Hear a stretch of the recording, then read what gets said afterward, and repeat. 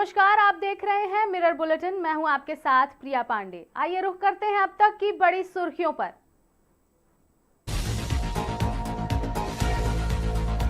Sahibganj police की बड़ी कार्रवाई, लोडेड पिस्टल और संदिग्ध पदार्थों के साथ पश्चिम बंगाल का आरोपी गिरफ्तार।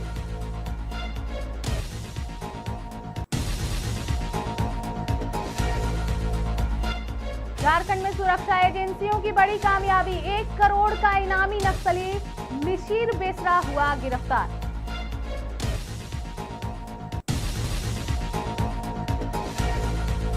श्रावणी मेले पर आतंकी साए का अलर्ट, देवघर में सुरक्षा के अभेद किले में बदला मेला क्षेत्र।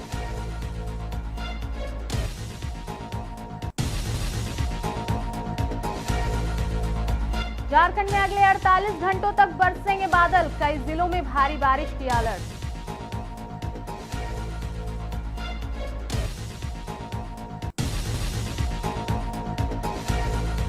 कॉमनवेल्थ गेम्स 2026 में भारत का दमदार प्रदर्शन, गुलबीर सिंह ने जीता ऐतिहासिक रजत, कई और पदक पक्के।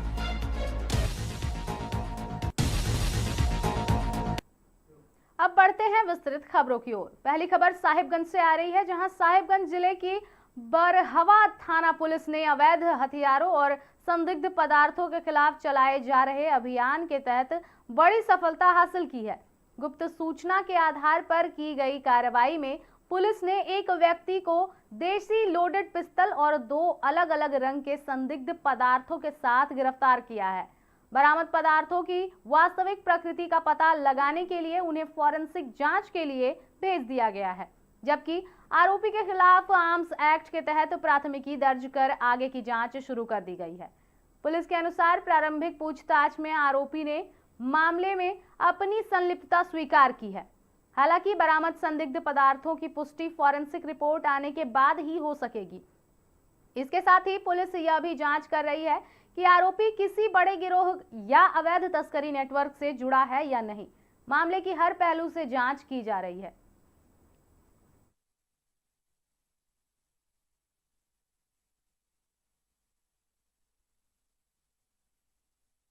व्यक्ति देसी पिस्टल के साथ और कुछ संदिग्ध पदार्थ के साथ वो बंगाल से बरहवा की ओर आ रहे थे, जिसके आधार पर थाना प्रभारी सुमित कुमार सिंह, एएसआई जलेंद्र रजक के साथ एक छापामारी टीम का गठन किया गया और फुटानी मोड़ के पास चेकिंग लगाया गया, जहां पर उस संदिग्ध व्यक्ति को चेकिंग करके पकड़ा गया तो उसकी तलाशी ली गई। तलाशी के क्रम में उसके पास से एक देसी पिस्टल बरामद हुआ जो 5 राउंड लोडेड था और उसके साथ 2 संदिग्ध पदार्थ जिसके बारे में अभी तक कुछ पता नहीं चल पाया है।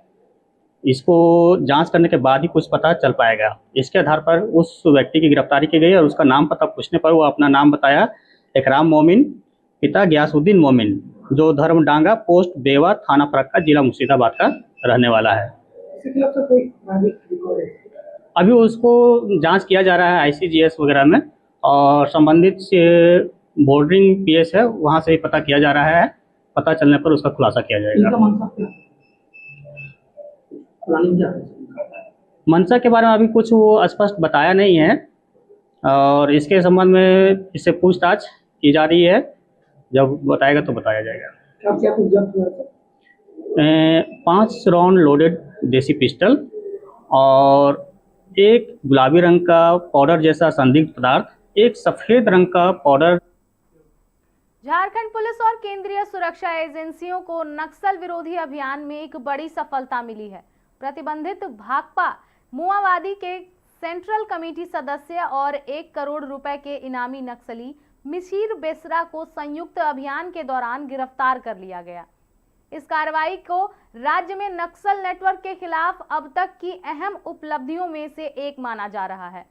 जानकारी के अनुसार गिरिडीह धनबाद सीमावर्ती क्षेत्र में खुफिया सूचना के आधार पर झारखंड पुलिस और केंद्रीय सुरक्षा बलों ने संयुक्त विशेष अभियान चलाया। अभियान के दौरान सुरक्षा बलों ने मिशिर बेसरा को दबोच लिया। उसके साथ मोछू, सौरभ उर्फ गौरव तथा 2 ग्रामीणों को भी हिरासत में लिया गया है। सभी से विभिन्न नक्सली गतिविधियों और संगठन के नेटवर्क को लेकर गहन पूछताछ की जा रही है। सुरक्षा एजेंसियों के मुताबिक मिसिर बेसरा लंबे समय से फरार चल रहा था और उस पर झारखंड सहित कई राज्यों में माओवादी संगठन की गतिविधियों का संचालन, नए कैडरों की भर्ती, लेवी वसूली और नक्सली हमलों की साजिश रचने के आरोप हैं। उसके खिलाफ कई गंभीर मामले दर्ज हैं और वह सुरक्षा एजेंसियों की मोस्ट वांटेड सूची में शामिल था। हालांकि सुरक्षा एजेंसियों ने अभियान से जुड़ी कुछ जानकारियां फिलहाल गोपनीय रख ली हैं। अधिकारियों के अनुसार पूछताछ पूरी होने के बाद मामले से जुड़े अन्य महत्वपूर्ण खुलासे किए जा सकते हैं।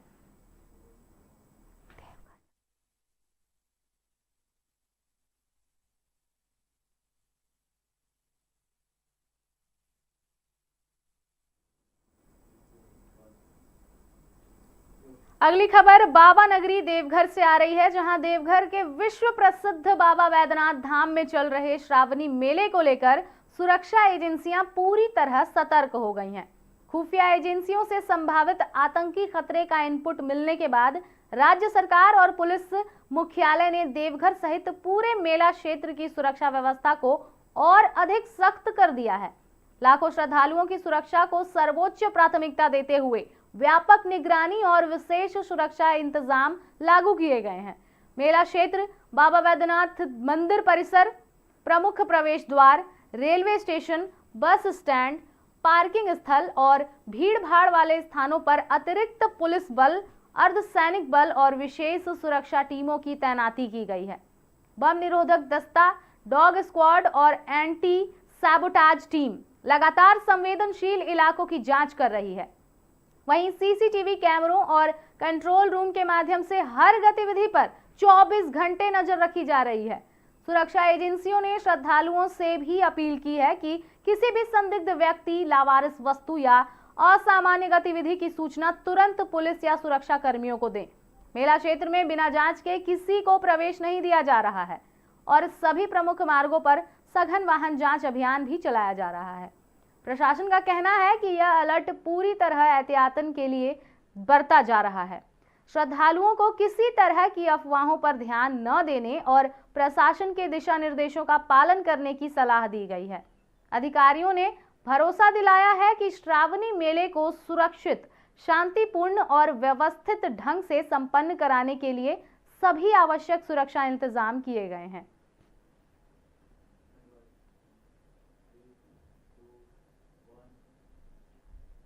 अगली खबर झारखंड के मौसम से जुड़ी हुई है। जी हां, झारखंड में मौसम ने एक बार फिर करवट ले ली है। सक्रिय हुई नई मौसम प्रणाली के प्रभाव से अगले 48 घंटों के दौरान राज्य के कई जिलों में भारी से बहुत भारी बारिश होने की संभावना जताई गई है।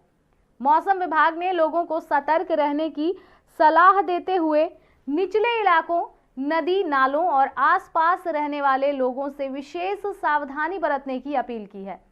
मौसम वैज्ञानिकों के अनुसार बंगाल की खाड़ी से आ रही नमी और सक्रिय मॉनसूनी सिस्टम के कारण राज्य के अधिकांश हिस्सों में तेज बारिश के साथ गरज चमक और वज्रपात की भी आशंका बनी हुई है। राजधानी रांची सहित संथाल परगना, कोल्हान, पलामू और उत्तरी छोटा नागपुर प्रमंडल के कई जिलों में झमाझम बारिश हो सकती है।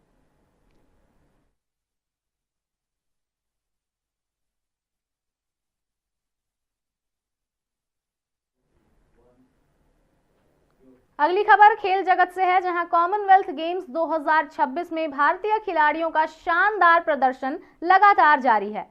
एथलेटिक्स, बॉक्सिंग और वेट लिफ्टिंग में भारत के खिलाड़ियों ने दमदार खेल दिखाकर देश के पदकों की झोली भरनी शुरू कर दी है।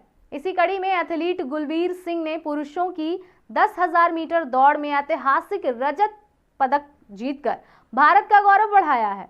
ग्लासगो में आयोजित इस मुकाबले में गुलबीर सिंह ने शुरुआत से ही शानदार लय बनाए रखी और अंत तक कड़ी चुनौती पेश करते हुए दूसरे स्थान पर फिनिश किया। उनकी इस उपलब्धि को भारतीय एथलेटिक्स के लिए बड़ी सफलता मानी जा रही है। खिलाड़ियों, खेल प्रेमियों और देश भर से उन्हें बधाइयों का सिलसिला जारी है। वहीं बॉक्सिंग और वेट लिफ्टिंग में भी भारतीय खिलाड़ियों का दबदबा कायम है। दोनों खेलों में कई भारतीय खिलाड़ी फाइनल में जगह बनाकर अपने पदक पक्के कर चुके हैं।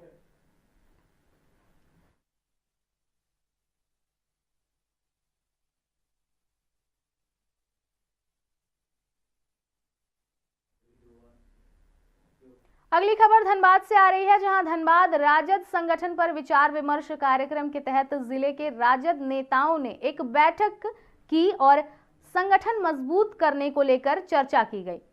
इतना ही नहीं, इस दौरान नेताओं ने राजद के जिला अध्यक्ष पर निशाना साधते हुए उनके कार्यशैली पर सवाल उठाते हुए संगठन की मौजूदा स्थिति को लेकर कटाक्ष किया। उन्होंने कहा कि अभी धनबाद में संगठन अगर कहीं घेराव या विरोध प्रदर्शन करते हैं तो कार्यकर्ताओं को इकट्ठा नहीं हुआ जाता है।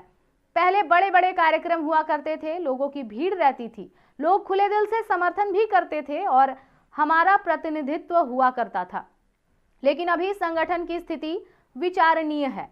क्या कुछ राजद नेताओं ने कहा, आपको सुनाते हैं।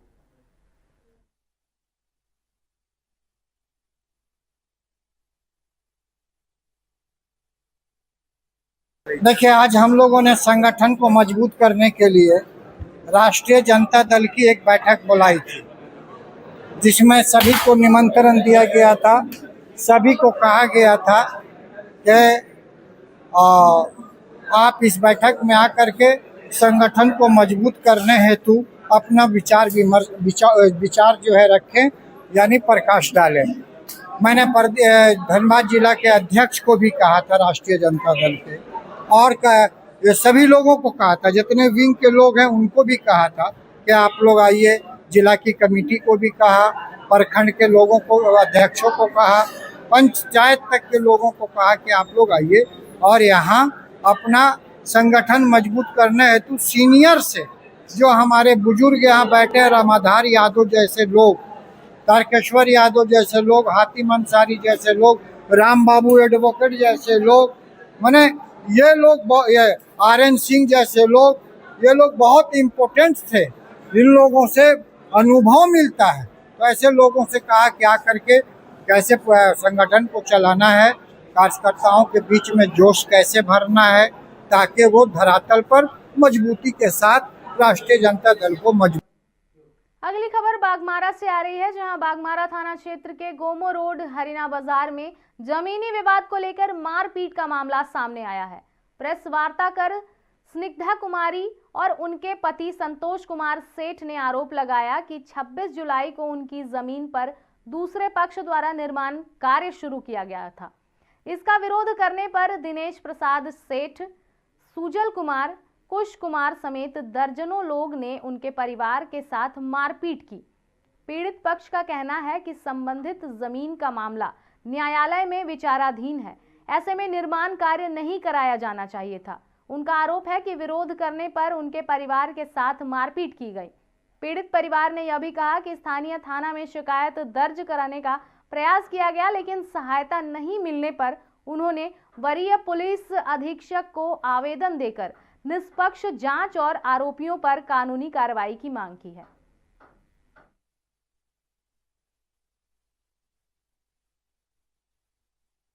हम लोगों के साथ क्या है कि मारपीट हुई है मेरी और मेरी बच्ची के साथ।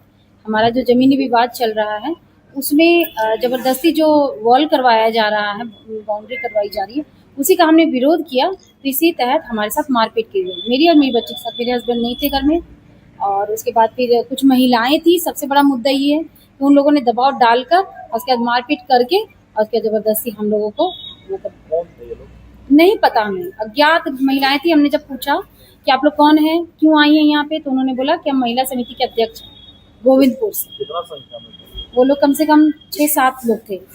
हाँ, उसमें 2 महिलाएं थी, एक पुरुष भी था जो कि लगातार वीडियो बना रहा था, और जो महिलाएं थी और जो लड़कियों टाइप की थी, ट्रांसजेंडर ही लग रही थी, पर वो लोग मान नहीं रही हैं, पर वो वही थी। जब हमने कहा कि आप अपना कार्ड दिखाइए, कार्ड, एक लेडी जो थी वो कार्ड लटकाई हुई, मैंने बोला दिखाओ ये कौन सा कार्ड है भाई, कौन से महिला समिति से तुम लोग। खबरों का दौर लगातार जारी रहेगा। फिलहाल मिरर बुलेटिन में आज के लिए इतना ही। हम फिर लौटेंगे कुछ प्रमुख खबरों के साथ ठीक इसी समय पर। तब तक के लिए देखते रहें मिरर मीडिया।